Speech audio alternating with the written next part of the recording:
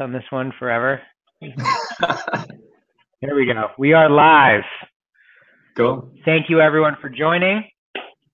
My name is Chad, and we'll get to our guest momentarily. This is going to be a very interesting webinar because we're collaborating with BVHSell on this webinar, which is actually, I would think, is probably one of the largest design agencies for Shopify, Shopify Plus merchants in the United States. So as we're joining, I'd love this to be interactive. And so for those that are dialing in and coming on, if you can put into the chat box where you're dialing in from, that would be extremely helpful. Always like to start it up like that. For me, I'm dialing in from New Jersey, from Fort Lee. Taylor, where are you at? I'm out in San Diego, sunny San Diego. One of my favorite places on earth.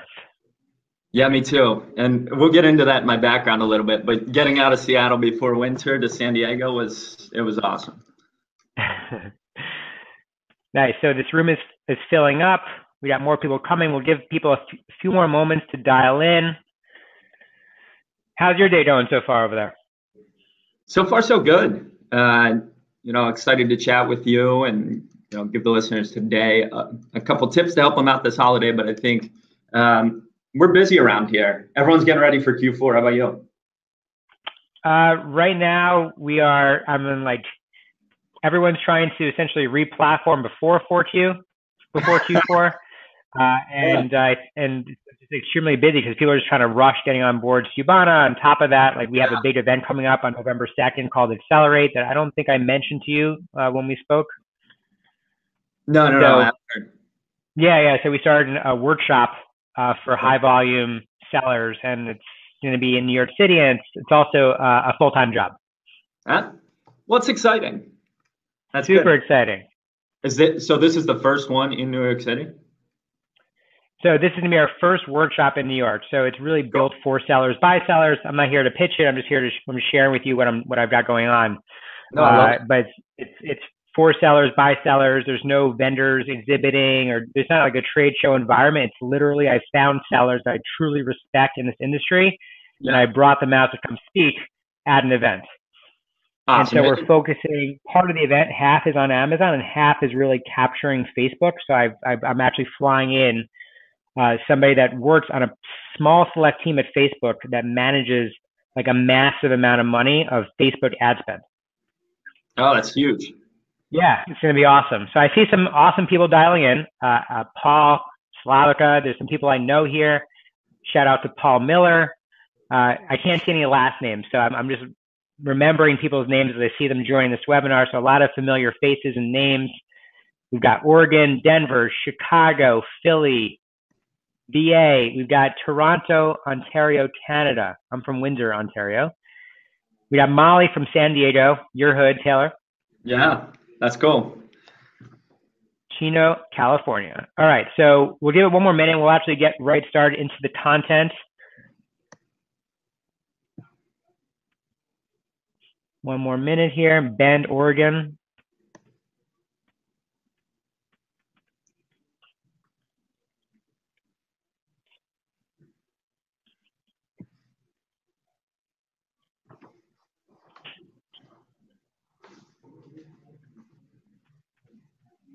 All right, let's get this party started.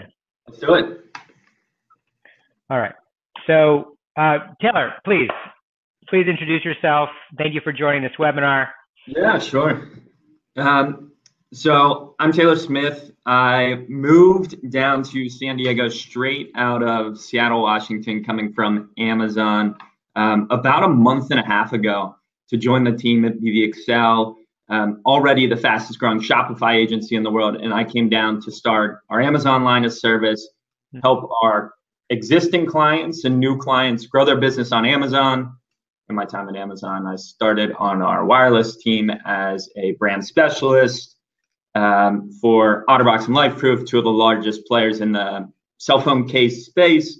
Then I went on to work as a vendor manager in wireless, handling our accessories business, which was everything not cell phone cases that attaches to your phone, from VR goggles to car mounts, lightning cables, and little robots that you control with your phone. And then from there, most recently, I managed our global supply chain for our Hardlines private label team. The brands that currently fall under that are Amazon Basics, Pinzon, and exciting new launches coming up. Yeah, so upon hearing about your background, I got really, really excited when I heard you say Amazon Basics, because I feel like this is like the private label brand that nobody's talking about. Yeah. So you told me I got really excited. I was like, okay, I got to bring you on this webinar.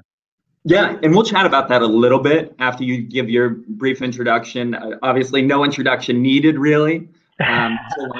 Always. I think to save everyone time, right? I just came from e-commerce. I found a problem that I wanted to solve in the software space, and we built a unified platform to run and automate your entire business in e-commerce. That's cool. So do we want to jump into private label? Yeah, let's actually jump right into your slides. And I'd love this to be interactive. For those that have questions, please use the chat box. Please feel free to just interrupt us, ask us questions. I'd love this to be collaborative. So we're going to go through some Amazon tactics, and Taylor's going to start leading this. Yeah. So I promise we'll get to tactics, but when I connected with Chad, he suggested maybe we do a little bit of private label. That's exciting to a lot of the sellers. There's been buzz around private label, especially with Amazon launching new brands, the acquisition of Whole Foods. So it's an exciting space right now. And a lot of vendors and sellers alike are trying to understand what the landscape looks like now, what it might look like in the future. So I just wanted to speak a little bit to my experience with how selection comes about in private label, why maybe you're not as big of a disadvantage as you might think against Amazon's private labels, and then how to stay ahead of it. So the first piece is that, unsurprisingly, Amazon leverages data to determine what products to sell. So this is something that many of you guys are doing as well, and you happen to have access to the same data as you become more intimate with what bestseller rank means in your space with regards to sales. So Amazon has the numbers, but it's not necessarily something that you can't intuit yourself when you're thinking about new product launches and spaces to get into. So what is the recipe that Amazon uses for Amazon private label, Amazon Basics, and Pinzon? Yeah, I mean, it's nothing sexy. They figure out a space where they can develop a strong competitive product where there's a lot of success already on the platform. So they're leveraging existing data. And then kind of the second bullet point here is making improvements on the existing selection. So this is something that I encourage everyone to do, and that's read reviews in your space, see where the customer complaints are, and solve those. It's a really simple formula that Amazon Basics has leveraged to become a huge brand, right? And people know the price story, the convenience story, and then you're not going to beat Amazon at scale, at least not in the long term.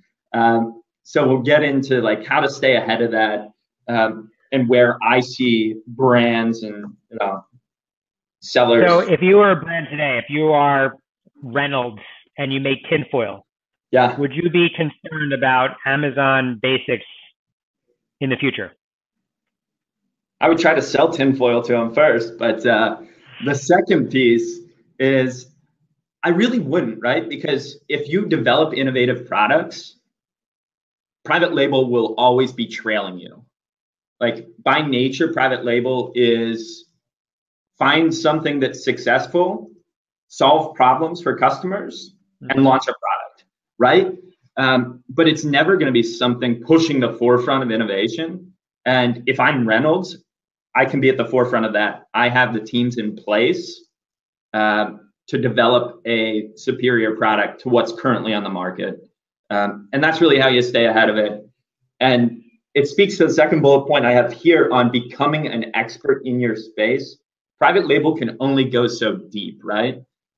So if you build out a shopping experience around your niche or your product category, you can go a lot deeper and bring customers into your brand, get sales on things that might not already be ranking. that private label wouldn't touch because they don't have the data that backs up that that's going to sell on the platform. Got it. That's super helpful.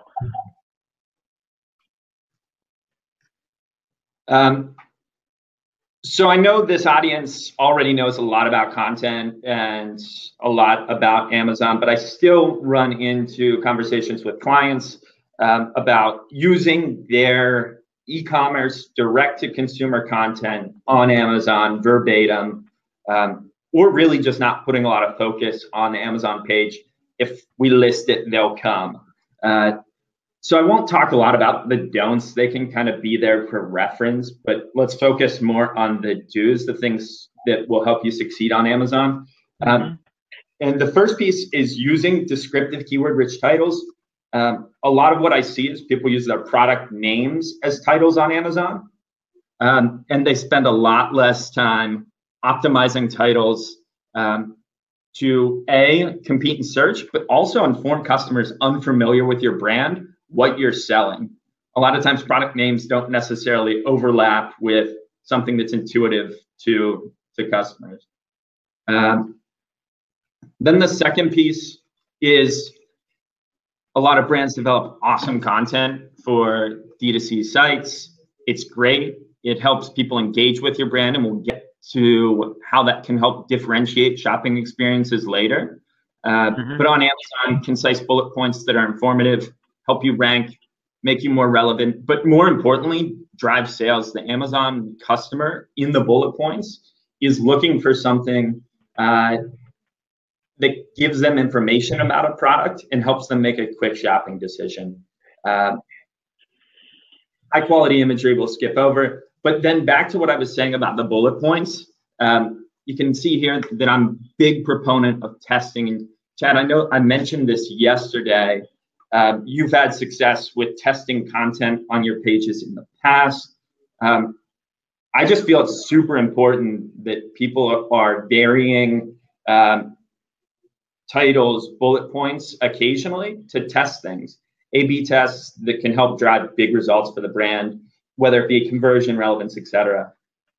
Yeah. So for us, like, we'll go to the reports in the back end of Amazon. And there's an area, if you go to reports, into business reports, you can actually find out the amount of page views, which is called sessions, that you're getting. And then you can tally up all your orders for that time frame and figure out what your conversion rate is. So this is something that we're hyper focused on, not only per SKU that's on Amazon, but we're doing it on an average level as well. So like when Amazon recently made the change of their 250 characters on the back end for keywords, we were like, okay, let's see what the impact, if we just do nothing, right? If we just let our team or our listings be as they are, what is going to be the impact on our sessions? Are they going to go down? Are they going to go up? And we use that to fundamentally inform our decisions across making changes to our content and to our listings. Yeah, I like that. And like one of the things that I think is super important to test, and it can guide your messaging to test, is the feedback that you're receiving in customer reviews. I frequently see people kind of ignore them or try to solve it on the product side, but a lot of times it can be a customer information piece.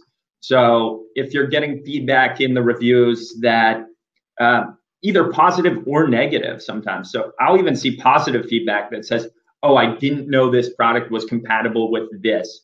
I didn't know this. And that can be good content to test as a product differentiator, either in the bullet points or in the description.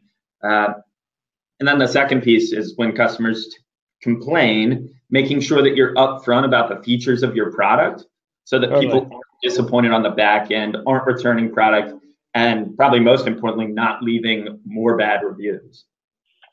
Yep. The other thing that we started doing, just while we're talking about the do's, is the high quality imagery.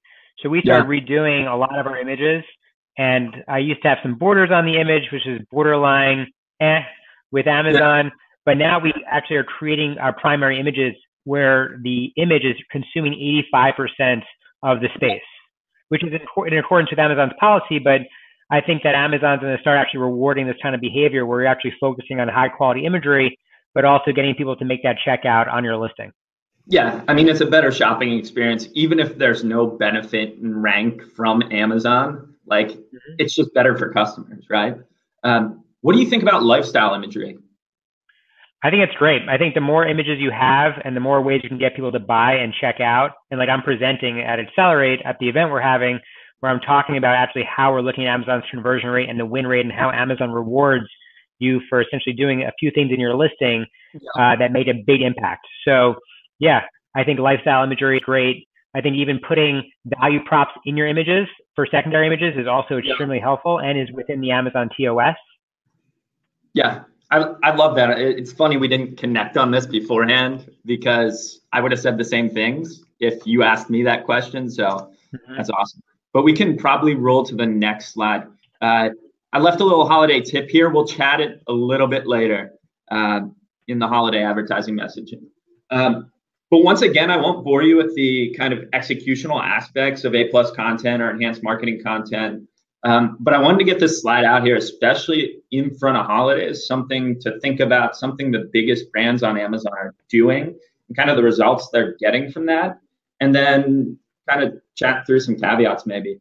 But the first thing is, everyone's heard it, 55% of customers start their product research on Amazon. So I look at this A+ content or enhanced marketing content as an opportunity to brand not only to the customer that's on Amazon today, but to your customer that's in store on your e-commerce site in 2 weeks and drive that sale then, because you're building the brand recognition and establishing yourself as an expert in the space, which rolls right into the customer research opportunity. It just gives you more space to develop content and help build a brand story, which a lot of the clients that I'm chatting with have premium products. They're not trying to compete on price. So this is an opportunity for people to really tell a premium brand story that you may not be able to accomplish in bullet points or descriptions. And then shoppers are just different. So the visual appeal of enhanced brand content, while it might not be for everyone, is going to be for a subset of your shoppers. And it drives conversion for those people. But Chad, when we did talk about this, it sounds like there might be some caveats to it. Yeah, so enhanced brand content, which is for 3P sellers, is to the 1P sellers, which is A+ content. And so a few things is enhanced brand content is still very in its early days. Yep. And a lot of people are wondering, does enhanced brand content actually contribute to the SEO on Amazon.com? And the answer is no. So the product listing, the details stick in the back end when it comes to Amazon SEO. Yep. But upon doing further research, we started doing enhanced brand content, and it's really hard to remove once you do it. And I do believe in it. I do believe that you can convey a story, and it helps with the customer journey, and it adds to your brand narrative on Amazon because Amazon is just such a beast. But then I started finding that there was some impact when you really look at your sessions and you actually use the back end data of sessions. You start seeing, okay, is this actually impacting people coming to my listing? And we started noticing things, and then I started talking to sellers about it. And right now, to be honest with you, I'm a little bit on the fence on enhanced brand content on the impact, because if you go to forums, people are actually reporting that it's affecting their SEO for their listings. Yep. And I think for me, one of the pieces that I'd love to see in those particular instances is what they've done with their product description at the same time. Did they strip information out of their listing to have it in the enhanced marketing content and then lose the SEO benefit because they just don't have as many keywords elsewhere, right? Like you take content that was ranking or making you relevant and something that doesn't index and replace it, obviously net negative benefit, I would think. Yeah, so for us, I can just speak to what I've been doing is I just leave my product description. We throw enhanced brand content up, and we just decided to put a pause on it till some of the kinks are worked out and until it's more proven. But we have a lot of listings to go through anyway. This would take an enormous amount of time. And so, but if you're a seller with 15, 20 different SKUs on Amazon, like it's easy to get them up there. But again, once you get them up, it's harder to actually take them down. And that's, I think, kind of one of the things we talked earlier was the testing piece. The caveat obviously being that it's harder to take them down. Because it'd be wonderful if you could just test, pull it away, kind of step back. So I get your point about letting some of the kinks get worked out, but it's an exciting thing to kind of track as things progress. For sure. Yeah. Cool. So heading into Q4, this is really a big Q4 tip, and I think the next one will be as well. That execution in Q4 is so important. And Chad kind of hit on earlier where to find out of stock page percentages. You can multiply that by your ASIN sessions in child page views to figure out roughly how many page views are going to out of stock products. But that's not the important piece here. The important piece is that out of stock page views are lost sales for you, whether that's today or the momentum that you lost for tomorrow. So when you're looking at forecast and past demand in Amazon, I think it's important to note that is just demand. It is not kind of a PO forecaster for sellers when they should be shipping product to Amazon. So I encourage people to go beyond the current reporting that Amazon has of days of cover left. It's a pretty rudimentary metric, and develop something that works for your brand with seasonality, with demand trends to figure out what you should be shipping to Amazon and when. And in Q4, it's extra important because you're not only capitalizing on the most highly trafficked time of the year, but you're building momentum and fueling your flywheel into Q1. And with the importance around operations, unfortunately, it comes at a time where Amazon struggles with fulfillment center capacity. You might have trouble with your factories or manufacturers getting floor space. And there's increased response time on Amazon to resolve issues. So it makes it that much more important to resolve issues heading into Q4 and at the beginning here, as opposed to waiting until something goes wrong or you're out of stock on one of your best sellers and trying to react then. So just to frame the conversation, if you go to reports and you go to business reports, and we did this before the call started, then on the left, there's other and there's inventory in stock. And in that report, it'll go through your in-stock percentage over the time frame that you've selected. And you can sort by your estimated lost sales. So when you sort by your estimated lost sales, this is what you've lost, what they're estimating that you've lost in that time period. But like we talked about, your best selling rank, which is the rank of your product, your sales rank on your product on Amazon, is tremendously impacted when you actually lose, you essentially are out of stock. You're sending a signal to Amazon. They're like, you know what? We're going to reward the next person that's selling that product. Yep. I mean, you're definitely losing momentum when you go out of stock. You hit on it right there with bestseller rank. So the estimated lost sales that you'll see in that report, they're definitely understated as to the impact long-term for your branding, your sales. Now, Taylor, you were telling me that you can take your in-stock percentage. Is that right? What do you want me to do with that number? Yeah, so I think you could take your in-stock percentage, and what I do for a lot of clients is multiply that by the page views that you'll see in your sales and inventory report by child item, kind of the link two above that or one above that over on the left-hand side of reports, and figure out the number of page views that customers went to your page and they saw an out-of-stock message. And this can kind of help you identify trends and maybe back into a little bit of that momentum I'm speaking that you're losing. So more so than just what Amazon's estimating losses, but kind of the trajectory of your page views over time with your out-of-stock percentages.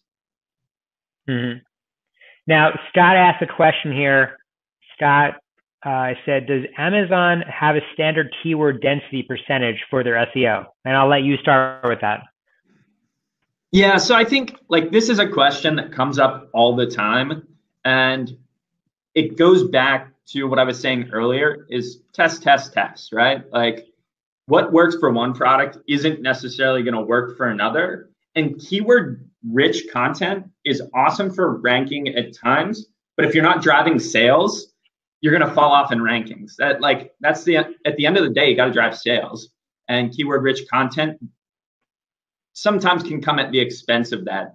So think about yourself as a customer, what you would want to see, and then test that messaging.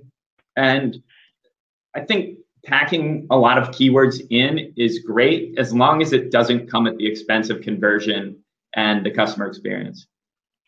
And I'll just piggyback on it. So a few things. I do believe that your title is obviously a very strong indicator of ranking on Amazon and the algorithm. We have been really long with the titles that we've been using on Amazon, and we're playing with our titles now, but it's a combination of optimizing for the human with value propositions and optimizing for Amazon, the robot. And I think there's art and science that goes along with it. But if you took the top 1,000 products, and I haven't done the proper analysis yet to decide if they're 3P or 1P, but if you take the top 1,000 SKUs on Amazon today, the top products on Amazon have 60 characters or less in the title. So, and I'm actually working on a further research report now that breaks it out into like big brands titles versus 3P seller titles. And so then I'll be able to report back to everybody and say, look, the top 1,000 SKUs have this in common. Yeah. And I think a lot of like what you just kind of touched on there is long titles can come off spammy, right? Like, and that's the art and the science. So you got to test it out. But I like your point that like part of it's for humans, part of it's for robots. Find a happy medium. I'm excited to see your report. It's going to be awesome. Is there anything else you want to touch on this slide before we move on? No, just the key take home is don't look at Q4 in a vacuum. You're executing for momentum into Q1. So make sure you nail operations now, reap the benefits, and then fuel a successful Q1 2018. Solid.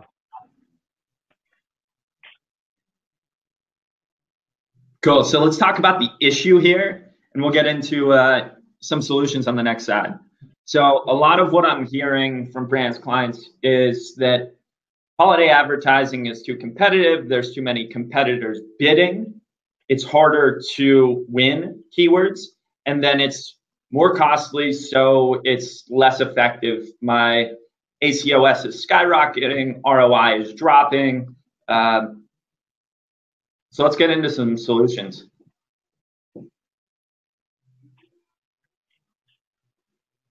So here's just a few, and this is really just the beginning of it. But one of the things that I see during Q4 is an opportunity to go deeper with your keywords. A lot of what I'm proposing for the rest of the year is to focus on keywords that are driving the best results and pushing money that direction, and then testing with other keywords to build kind of a head and mid-tier keyword strategy, along with branded and maybe some SEO related tactics that we have. But then during holiday, with the increase in traffic, there's an opportunity to go deeper on keywords, and people just aren't doing it. So it's a great opportunity for brands to find successful keywords that don't have traffic the rest of the year, that can convert well and drive sales at a low ACOS for you in Q4. So that's the first piece. The second piece is it's a head and tail strategy here in Q4. You take your best performing keywords and throw any of your top dollars into that and cut out the middle keywords. A lot of people waste their budget in that middle space. And I think for testing purposes throughout the year, that's awesome. But if you've done that testing throughout the year, you now have data points to say, here are my top performing keywords, and then here's some of that tail that I want to test, that I'm getting a lower cost per click, lower ACOS, driving results because the traffic is now there. And then the last thing that people don't do enough of, and I've seen a lot of super successful campaigns based around this, is leveraging holiday messaging in headline search ads to drive conversion. So as a lot of the listeners know, there's not a lot of branding opportunities on Amazon. I just preach to everyone, keep bullet points tight, concise. And, we said with the titles that, best-selling products under 60 characters. But here's an opportunity for you to get a little more salesy, be more creative with your holiday pitch, and add a branded call to action for people to buy your products, and test the conversion on that messaging versus your standard practice. Cool. And I just want to piggyback. I'll start with number 3 with holiday messaging. As a third-party seller, you can do coupon stacks. Essentially, You can set up promotions in the back end, and you can do holiday promotions. Yep. So it's interesting when I look at certain sellers on Amazon that are selling their listing page, like it's a holiday at every point of any day, any time, or any day you go onto their listing, it's a holiday. So setting up coupon stacks, I think, is extremely important. 2, the other thing I want to just talk about in terms of spending towards strong performing keywords, one of the things that I focus on, like you go to an Amazon cocktail party or a networking reception and everyone's like, oh, what's your ACOS? And everyone has their own ACOS, but I think what's most important is like looking at all your SKUs and looking at the SKUs that generate the most amount of money for your business. So 80-20. So 20% of your SKUs generate 80% of the profit. And believe me, it works all the time. So with Skubana, right, this is just a part of what I do, what I've been doing internally, because I was so tired of managing this ACOS, which is just like a waxing number. Yep. I want to double down on SKUs that are my highest, not only my highest performing SKUs, but on a profitability perspective. So that it becomes ACOS is actually irrelevant when you have such a nice spread in margin. Yeah. No, I think that makes sense. And just coincidentally, what you're doing there is building more momentum, right? You're leaning in on your best SKUs and like you're fueling the flywheel of Amazon, whether like that's intentional in best SKUs or not. Like it just happens and it works. Yeah. And I mean, this kind of reporting, whether it's from Shopify or Amazon, and Skubana supports both, it's extremely hard to figure out, because if you're using different systems to run your business and you print a shipping label here and then you manage inventory here and then you don't have your FBA, your pitch fee, your pack fee, your storage fee, your long-term fee, your sponsored ad costs, it gets extremely complex and hard to manage. Yeah. So figuring out those 80-20 SKUs, doubling down on those, makes your ACOS, pretty much your overall ACOS, irrelevant. And then you can group it based on categories. So you can say, look, I want to look at my highest profit items, categorize them, and let's look at the ACOS there as it relates to the rest of my expense structure. I like it. All right. So for those that don't know, not only am I an Amazon seller, started a software for multi-channel sellers, I have a firm viewpoint in being everywhere you can possibly be on the internet to win the sale. So I like saying that I love playing Monopoly, and I play Monopoly in e-commerce, right? I want to be on every piece of the board to win. So one of those boards, my second biggest real estate space, you want to call it, is my own storefront, which, by the way, BVA designed, and I had an amazing experience with you guys. That's great. That's awesome. So let's talk about some Shopify tactics. And I'm going to go through a few of the things that I've been doing lately that have kind of been moving the needle for my business. So the first one is direct mail. So right now, everybody is so focused on hammering emails out and sending out emails, and open rates are going down. There's email fatigue that's starting to set in, especially now in the fourth quarter. And so now is the moment in time where nobody's focusing on direct mail, whereas everyone used to focus there. So I like to leverage direct mail, and you can integrate with them through Zapier in the back end of Skubana in our app store. And you can send out rolling direct mailers to your clients based on products and categories that you're selling and date ranges. So if you know that you're selling shaving blades and you know that a person uses blades every month, well, you can send out a direct mailer either every month or if you're doing quarterly. So the real thing that's underlying this is like, how do you win if you're doing everything that everybody else is doing? And so we're trying to move into an area where we are being a lot less competitive and being a lot smarter for the ROI that we're spending to earn that sale. Make sense? Yeah, I think that makes a lot of sense. I love being where other people aren't, especially when it's proven in the past. Totally. And so I think direct mail is great. You just have to write the right copy, and you have to have the right integration to make it all happen, and pick the right product that gives you enough margin that you can essentially make a nice ROI on your direct mail. That makes sense. So that's a big one. The next one that we've implemented, this is on Think Crucial. Again, site that BVA designed. We had an amazing process with them. There's some things that I've been implementing, iterating over time, and one of those is subscribe and save. So we use an app for our subscribe and save. We've of course designed it, and so we implemented this because we wanted recurring revenue streams. We wanted people to become a member of our site and forget about the reminders for vacuum filters in an email, but just have it just be delivered to their house and not have to worry about it. Now we give people 5% off for buying into our subscribe and save model. So interestingly enough, people would try to save the 5% using subscribe and save without even knowing that we have an email. If you sign up for it, you'll get 10%. So they were subscribe and save and then opting out immediately. So what was happening on Think Crucial was people would subscribe, and a certain percentage of them would actually just do it to get the deal and then leave.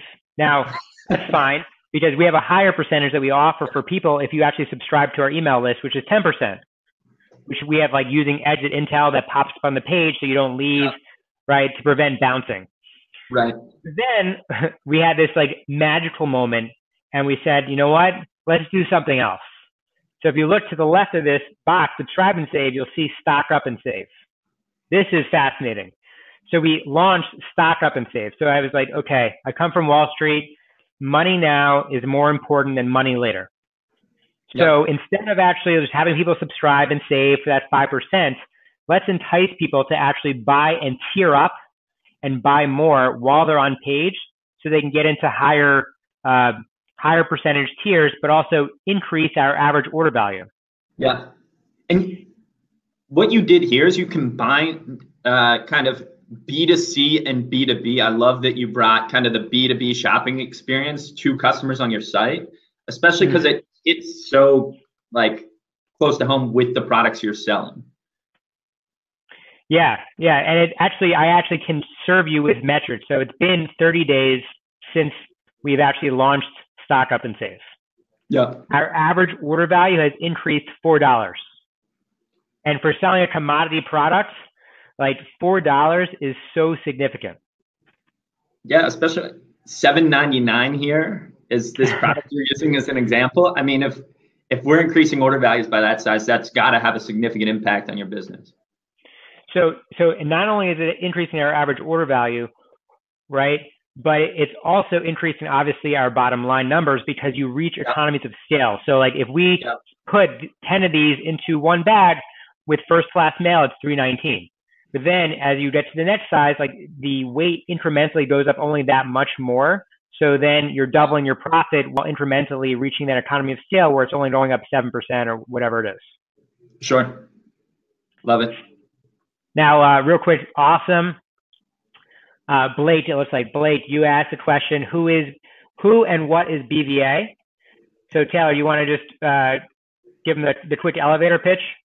Yeah, sure, I can do that. So BVA more broadly is the world's largest and fastest growing Shopify agency, working with huge brands, Procter & Gamble, Movement Watches, Kylie Cosmetics, etc. List goes on. But Think Crucial, right? And Think Crucial. Sorry, Chad. I can't believe I shouldn't have left you off that list. But I, as part of BVA, have started our Amazon line of service. So I'm helping our existing clients and new clients grow their business on Amazon, whether that's Vendor Central, Vendor Express, Seller Central, FBA, MFN. We bring it all under one house. It's kind of a full service Amazon agency. Cool. Awesome. Appreciate you clarifying that. Yeah, of course. So I hope everyone gets my stock and save. I think that's pretty major to get people to buy more while they're on site. Mobile, like I don't really want to spend too much time with mobile, but really the most important thing for me here is if you take your own website and you pull up on the same phone on an iPhone 6 or 7 or whatever you're using, and you pull up your competitor's site and you time yourself to check out in the checkout process on both sites using the same phone, just time it and see what happens. That's the only thing I really care about is people are so focused on time and they have like a very, very short attention span. So time actually can help with your conversions tremendously. And one way to see if you're mobile friendly is to go to that link down below. Easy. I expect most people that are on this webinar already understand the impact of a mobile friendly design and a mobile friendly structure. Cool. Do you have any metrics on like what percentage of your traffic is mobile right now?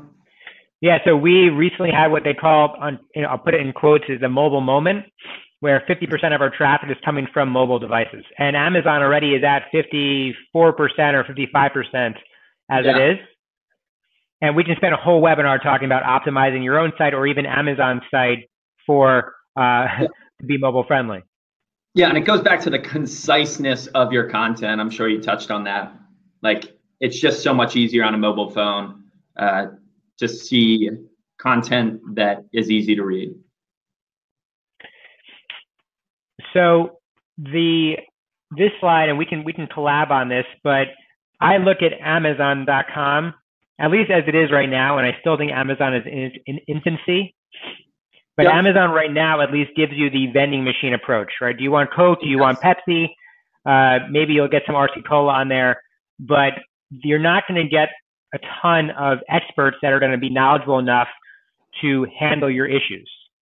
So one way to differentiate yourself with your own Shopify site is you do what Amazon's already offering, right? Like my service levels for free shipping. Looks like Tessa found a mistake on my Think Crucial site. I'll take care of that. Oh, I see what's happening. Oh, she's saying on Amazon.com it's missing image. It's probably because I'm working on taking my borders off my images. Amazon's starting to get a lot more strict on your images. So one of the things that we're doing is thanks for checking out my site.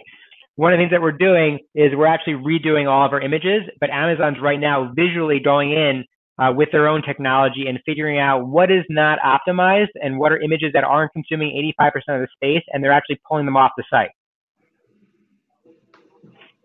But anyway, I digress. Sorry, Tessa. So Amazon vending machine approach, but if you have your own site, right, that's where you can drop a ton of value for your clients. So yeah, everyone right now in America expects free shipping. Everyone expects free returns because Amazon has set the bar super high. So I offer that. That's like saying that I went to the bathroom today, right? That's expected. But on top of that, you also can be doing a lot of other things. So curating the experience and giving people a human experience, right? So whether it's live chat, whether it's real experts, if you're answering the phone and you're selling a stand-up paddleboard, or if it's free gift wrapping, or if it's videos, doing things that create the atmosphere and the experience where they'll never want to go anywhere else.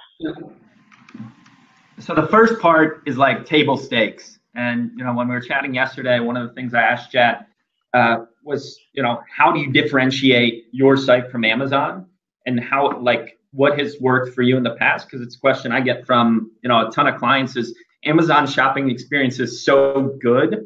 Like, what can I do? So I love the human experience, right? Like that's a huge differentiator because Amazon doesn't offer that today. Like I'll give you an example. So Amazon is really all about the transaction. And I get it. Amazon is a massive company. They do what they do really well. And if you're selling commodities, certainly you definitely don't want to be on Amazon. You don't want to miss that opportunity. Yeah. So they're really focused on the transaction. I like to call the experience coming to Think Crucial or my other properties as an interaction. And so we try to make a paradigm shift. And so where was I going with that? That's important. So recently I went on to bonobos.com, which got acquired by Walmart. And I'm a big fan of their pants. And I like to shop online because I learned from a lot of people. I shop on, I don't know, I don't even go into retail stores anymore. I literally only shop online so I can learn from the experience and learn from others that have a huge marketing budget and they've already done the A/B testing. Yeah. So I went to bonobos.com and they had this pineapple collared shirt. And I thought it was so nice, right? I really like pineapples. They represent strength and good luck. And they're very rooted. They're very rooted. And I was like, okay, this would be an amazing shirt if they had it in short sleeves, but they only had it in long sleeves. Yeah. So I chatted them in the live chat and I said, listen, love this shirt. Do you have it in short sleeves? The guy wrote back, let me check. Hold on. No, unfortunately we don't, but here's what you can do. Rip off the sleeves. Cut them. And like, you'll never get that from a rep that's on Amazon.com, right? Where you're buying a USB hub and you just want to know if there's an extra hub. First of all, you won't even understand what it is. Yeah, you can return it. But that kind of experience is like, wow, okay, this person is actually funny. Someone I actually want to integrate. I want to spend more of my time on this site and see what else I would want to buy from this company. Yeah, it's developing a community and like a personal interaction with your customer versus the transactional that you're describing. And there's ways to brand on Amazon, but that's why I was saying is that branding is as much for Amazon as it is for other platforms.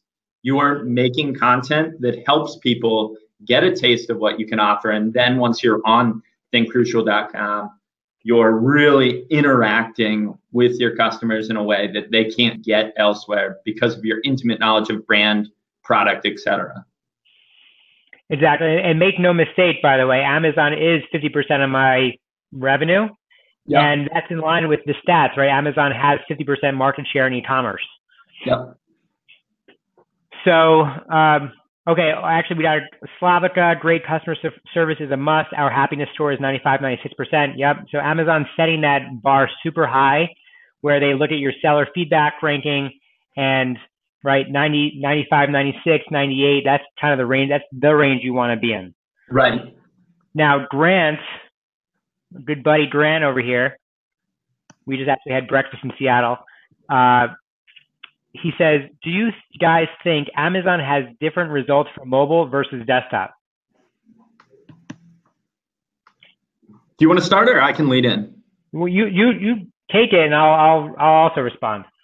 All right. So the answer is yes, right? Like Amazon, just as I'm preaching testing, Amazon is always testing. So what web lab you're in when you're on mobile versus on desktop versus an experience on your tablet in-app versus browser is going to be slightly different, and that can mean different search results. But I think the same principles for making sure that the content is keyword rich, but also converts matters, right? Like that's still first.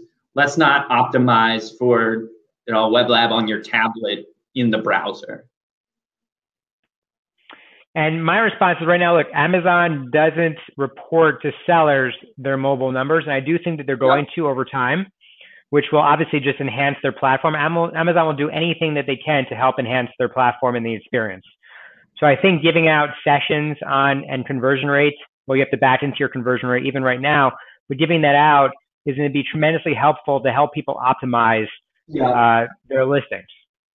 Yeah. And it just become that much more on mobile, because Amazon has the slide over, at least on when I'm using the app, where you just literally get above the fold, you get the image where you need to slide left to see what's going on. And then you scroll down if you want to look at more. Yeah, no, that's definitely true. And right now, like you said, the data doesn't exist for you to be able to optimize between mobile and desktop. So you're really optimizing for all shopping experiences and making decisions associated with that. As things get more granular, you can probably break it out and have different approaches. All right. So this is yours? Yeah, I'll take the lead on this slide. This was in response to your previous slide, right? Like the conversation that we had about how do I differentiate Amazon from my own site? And a lot of your talking points were along those lines. You nailed the table stakes of e-commerce. Everyone expects free shipping, free returns, etc. As soon as we get the slide back here. Hold on, let me get the slide back. I don't know, something popped up. No, that's all right. That's okay. But I think I can jump into with a little content on building a branded shopping experience. I know a lot of brands and clients I speak to have done an excellent job creating awesome content, awesome assets that they leverage on their site. But it's just crazy that they're not used to differentiate the two experiences as much as they should be, right? Like, or view it that way. Chad, I think I'm having trouble hearing you. No, sorry, we were just chatting about the fact that we lost the slides for a sec. Okay, gotcha. So I think like if you can have a unique brand experience on your site, you don't have to worry about whether or not Amazon is more convenient to shoppers, because it's just a place, like Chad said earlier, it's a beast. It's a place you have to be. Even for your own branded keywords on Google, and I should have tossed a screenshot here, but you guys can go check. Amazon beats you on your own branded keywords.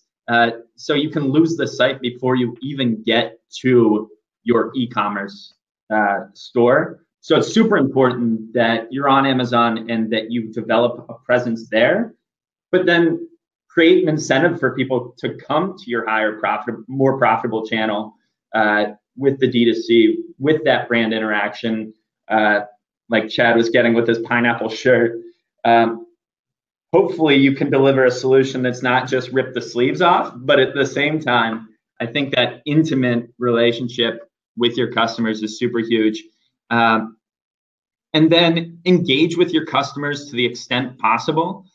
So Amazon, I see a comment, customers you get on Amazon are not your customers. I hear that all the time, but it's only partially true, right? You can continue to engage with customers to the extent that's available in the terms of service. And that can build a beautiful brand experience for someone buying your product that then comes back to your website later because they loved the convenience of Amazon, but because, like Chad said, we're providing that same convenience on our site or similar conveniences, but then taking it one step further and building the brand experience and customer connection. People come to the site rather than Amazon maybe next time. And just to piggyback on that, this is my belief, unless you're operating in a anti-Amazon opportunity, an opportunity that Amazon can actually just not partake in, i.e. Warby Parker, i.e. vape machines, right, nicotine. Yeah. So these are opportunities that you can leverage not on Amazon, and it's extremely valuable. But if you are playing in the same league as Amazon in terms of product, right? If you're not participating on Amazon right now, you are effectively losing market share. And we briefly talked about this this past week, me and you, Taylor, where I gave you an example because we get approached by a lot of these cool direct consumer brands that are just selling on Shopify that aren't selling on Amazon, and I show them time and time again why they need to be on Amazon. So just using an example like Away Travel, Away Luggage, right? They are a sort of digitized luggage for next generation travelers. So I'm just reading Sue's comment. She said, did you buy the pineapple shirt? And the answer is no, just because I actually don't like the ripped off sleeves off the shirt. I'd rather have it actually, but maybe they took my note for the pineapple shirts and maybe they're going to make them. Anyway, so what was I talking about? I was talking about Away Travel. So Away Travel, if you go to Away, if you type the word Away right now into Amazon, into the A9 search, you're going to see the first word, the two phrases that come up is Away Luggage. So the fact that it comes up, it actually means that people are actually searching that word. Yeah. And then if you scroll right down below that, I don't think we included an image of this in the slide deck, right? I don't think we did. So right below that, who's in that spot? Amazon Basics. So they're taking the data of what people want and they're like, look, Away Travel is not on our platform right now. We just need to give them some alternative. And most people that come to Amazon never actually leave the site and they have an extremely low bounce rate. Yep. So for those that are on Shopify that want to be on Amazon, that should be on Amazon, must be on Amazon. Yep. And let's go back to that example where Amazon Basics shows up for away travel, because that's a strategy people on this webinar can implement themselves. Like if you see a competitor that's not on Amazon, go bid on their keywords, steal their customers. If they're not building out a brand experience on Amazon, it's a great opportunity for you to do so. Yeah, that's a great point. All right, so this is actually someone else that's joining this webinar. Paul is extremely familiar with this, but one of the things that we do internally is we create bundles and kits. So I define a bundle as of the same product, a 2-pack, a 4-pack, an 8-pack, a 10-pack. I also characterize a kit as two different items that you can pair together that someone would want together. So what we do is we create what we call phantom SKUs on the channel, on Shopify and on Amazon. So we essentially do the bundling for people. We'll say, okay, here's a 2-pack, here's a 4-pack, here's an 8-pack, here's a 10-pack, and we'll reward you for buying that 10-pack at a lower price, but we're going to bundle them together. Yep. Or we'll create a service kit. We'll take 3 very different items, put them together because they go into the same category, and this strategy works extremely well. Yeah. Now, do you leverage the data that's on Amazon, the frequently bought together within your brand, and then bring it to your e-commerce site? So that's a great point. So frequently bought together is a great way to see what people are buying together, or looking at your own data on Shopify to see what's happening as well. Or you can just use your brain. You're like, okay, I'm selling this. That's good too. Sewing product, right? But we need this mat if you're going to sew. And if you're a sewer, you probably need this cutter as well. So let's bundle them together, create a sewing service kit. And we've seen tremendous success doing that. Yeah, that's cool. And it sounds like you're almost creating lifestyle bundles in that way. It's like sewers, or maybe you've got other examples. Yeah, I mean, you can use vacuum bag with a filter, with a belt, with a roller, with a hose, right? It's a service kit. Yeah. Or if you're selling nuts on Amazon, right, you can do the holiday, and you can even do it special for holidays. You can create special SKUs for different holidays. Yeah. So Cinco de Mayo, you may want to have the spicy nut mix. So you can capitalize on, like, believe it or not, people are searching Cinco de Mayo. I know you're laughing, but it's like so true. No, I know that people are searching. I spend a lot of time doing keyword research on Amazon, so I know what people are after. And it's crazy. People do search gifts for holiday. And, so it can be big, like, it doesn't need to be seasonal, like your business. You could be a gift for holiday. I'm not saying that that's your number one keyword you're trying to rank for, but it's definitely something you should think about. Now, to peel back the onion one more layer, because I think Paul would expect that of me, is that you can do 2 things with this bundle, okay? You could have Skubana break down the bundle into the core items. So essentially what it does, it tells your picker packer to pull one of this and one of this, because you don't need to pre-assemble. Spending your team time pre-assembling all these packages is just a nightmare. Yeah. So you can have Skubana break it down and do the bundle breakdown.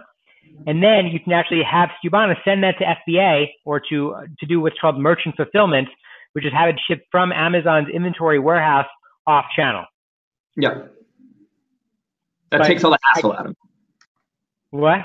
That takes all the hassle out of it, right? So Exactly. it's found money for people.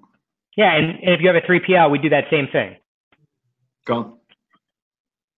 So it looks like Bella, for title keywords, if I sell beds for dogs and cats, should my title have dog bed and cat bed as the keywords, since those are my strongest keywords, or do I say dog and cat bed? So I can take that. I think you need both, right? Like, the Amazon doesn't publish a lot publicly about A9 and search relevance. But one of the things that I think comes up frequently is that the keyword proximity does matter. So look at how many words are between dog and bed when you're writing dog and cat bed.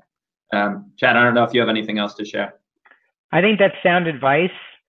The other thing that I would probably experiment with, Bella, would probably be even to create another listing on Amazon specific for cats, and break that out as its own SKU, even though it's the same SKU. And this will get, even if it's a duplicate, but it's another UPC code. So essentially, if you're a brand owner, and I'm just assuming you are because you're asking this question, you may want to actually break them out, just because cat keywords may have different keywords than dog keywords. Yeah. And so if I go to Amazon.com right now and I type in the word cat, there's other. Let's see what comes up for cat. Let's see what they serve me. Right now, they're not giving me anything. Okay, here we go. Cat, food, tree, toys, scratching post, carrier, litter mat, litter box, treats, water fountain. So like, I may treat that as its own SKU, even though it is its own SKU. It's really up to you of how you want to structure your data. Yeah, I agree with that too, because I think with your imagery, like the way you position the product is going to be different as well. It's a weird customer shopping experience if a cat and a dog are sharing the same bed in the main image, whereas you might resonate better with one or the other. So I say test it. I like it. Cool. All right, so this is a hookup coming from me. For those that made it this far in our presentation, I just have something to give away. So for me, we have a big workshop coming up for sellers in the New York area. I mean, you can come from anywhere you'd like to, but we put on a 4-seller, buy-seller workshop series. The promo code is Don't Coast, and we're giving people $500 off the workshop. So if you'd like to attend, if you felt this webinar was impactful and you liked what you heard today, imagine one whole day learning from other sellers who have been there, done that, who are even larger than myself, that are going to be speaking on the tactics that they're doing to scale their business and to grow. That's cool. I think that's going to be an exciting day for people. It seems like a great deal as well. It's awesome. Yeah, we're almost sold out. We're very close. We've got a couple of different partners that are helping co-sponsor it because space is expensive in New York. Yeah. But it's going to be a fantastic event. For me, I was just tired of going to events where I felt sold to the entire time. So we're creating a sacred space for larger sellers to come and to learn from those that are just absolutely crushing it. Cool. A day of value creation for sellers, learning from the best. I dig it. And I don't pay you to say that. You didn't. You're not paying me. I did not. Exactly. Accelerate.skubana.com. I'm going to keep the promo up till the end of day today, but check it out. I think you'll find a lot of value from coming. With that being said, we have some conclusions. Takeaways? Conclusions from me: crush it in Q4. Take advantage of the opportunity not only to execute today, but build momentum into Q1 2018. Really, the paramount thing right now is to execute. You've spent all year building a brand and building out product selection, branding, detail pages, advertising, etc. Make sure you capitalize on that now. That's solid. I mean, for me, it always just comes back to fundamentals with data and really understanding the fundamentals of your business and what's happening on Amazon or even Shopify for that matter. But if we're just looking at Amazon alone, right, 64% of all clicks happen on page 1. Yeah. So if you're not on page 1, you're practically irrelevant. So I'd start thinking about where you position yourself for what keywords on Amazon. And then on Shopify, create an experience that lets people want to shop on your site and want to interact with you versus just transact with you. Yeah.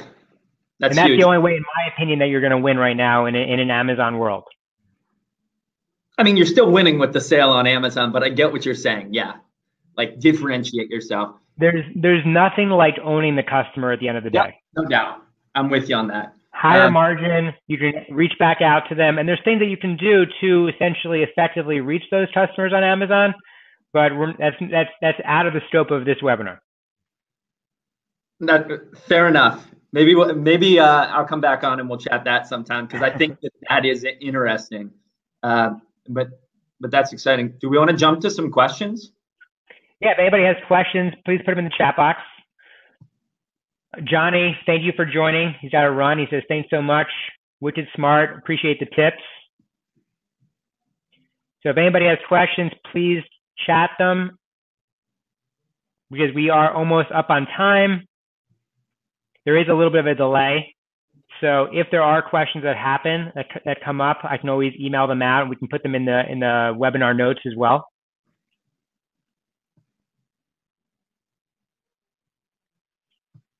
Taylor, are you still there? Yep, I'm still here. I'm just waiting to see if anything pops up, but you're just shopping on Amazon? I see.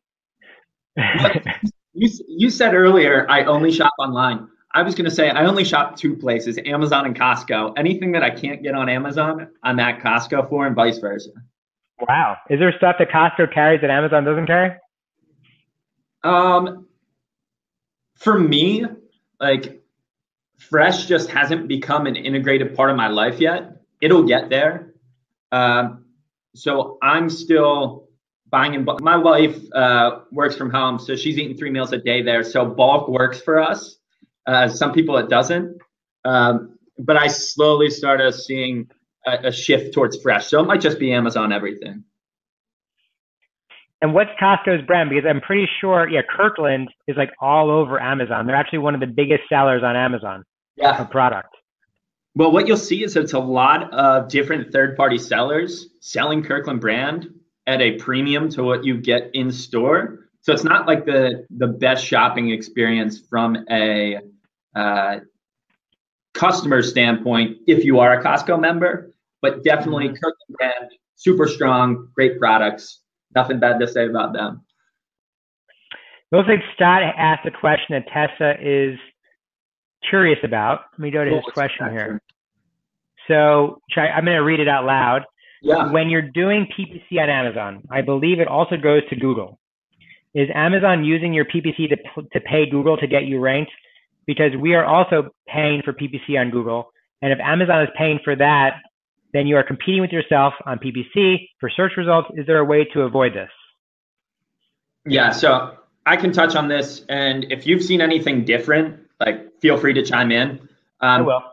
But the answer is no, Amazon's not using your PPC to bid on Google. There is a new pilot program for certain brand owners to be included in Google PLAs. It's still new. I can't advise one way or the other whether or not it makes sense to do that as part of a comprehensive strategy. That's something we'll learn and test in the coming months. But in terms of bidding yourself up, that's not happening. Well, I'll just tell you what I've been experiencing is, although Amazon right now doesn't take your budget and allow you to actually add more to it to advertise on PLAs, Google product listing ads on Google, Amazon is spending very heavy, and this started in November of last year, where they started advertising super, super heavy in PLAs. Yep. So while perhaps your budget isn't part of that line item on Amazon, Amazon is directly competing with you on PLAs, and you just can't even outspend them because they're spending so much money. They're not managing on a product by product level the same way you as your own brand would be. Yeah. Which inevitably cannibalizes your sales, right? And your spend, because you're spending to essentially compete with yourself. The budget goes higher on Amazon, and you are technically competing with Amazon.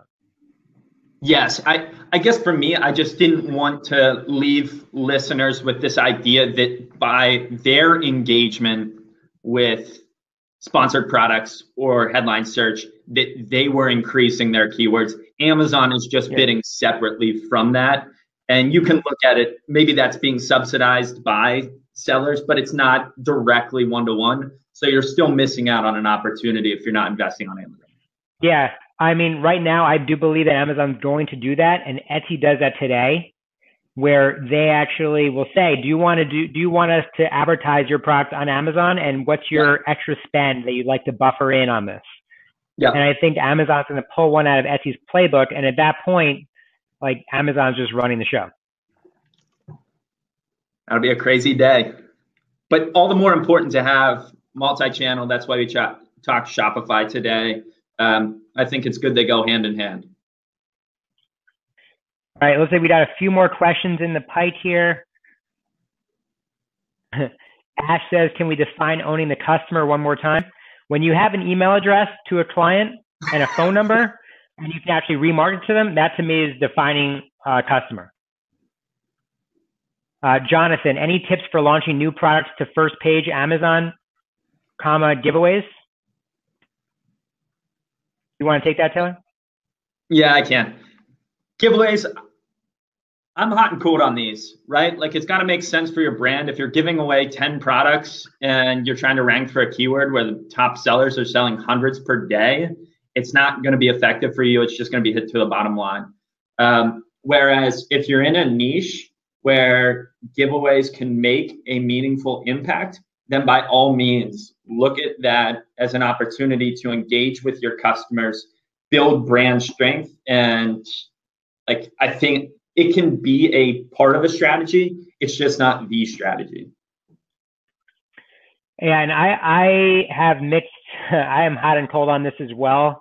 I'm actually experimenting with a couple of giveaway companies right now where I'm spending hard dollars to see what the results are going to be. Yeah. And I don't have those results back yet to share with our audience. But right now, as I'm seeing the results, I'm not so enthusiastic about them. Grant said, Chad, do you think bundling as a standalone or bundling as a variant is a better tactic for taking up more results space? Interesting. I've never actually bundled a variation before. So if you're selling a microphone that's black and earbuds that are white and doing variations on bundles, I'm not actually sure how that looks on Amazon or how that works. But if you're taking 3 core SKUs and bundling them together, the less decisions I think the consumer has to make, the better. So with one call to action, if you give people 10 different options on a color and of 2 different products with 2 different colors, it's just more thinking, and people just don't want to have to think. Yep, I'm with you on that. And then the second piece, and the caveat to that is, in search results, Amazon has variation elimination. You're not going to see your bundles that are variated together as multiple search results. So that's something to take into consideration as well. Cool. Well, it looks like that's time, everybody. Thank you so much, Taylor. That was amazing. Yeah, thanks for having me, Chad. Anytime. We'll talk soon, okay? All right. A lot of fun. All right. Thank you, everybody. Have a good one.